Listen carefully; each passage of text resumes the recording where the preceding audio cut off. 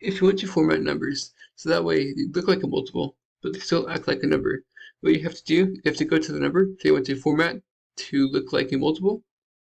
Then under the home page, under the number grouping, which is in the middle, there's a drop down at the top, and you go all the way to the bottom, where you can do more number formats. And then after you get to here, go to custom at the bottom.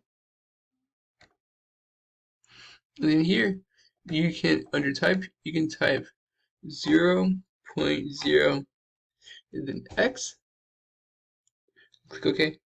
And then now by doing that, adding an X on that, it looks like a multiple, but it looks like a number. So you can multiply this by, so you wanted to multiply this by 5. So it looks like a multiple. It also acts like a number. A couple small adjustments we can make. Going back to custom number formats. Here you can see a sample of what this looks like up here. So we can add more zeros if we wanted to bring it out.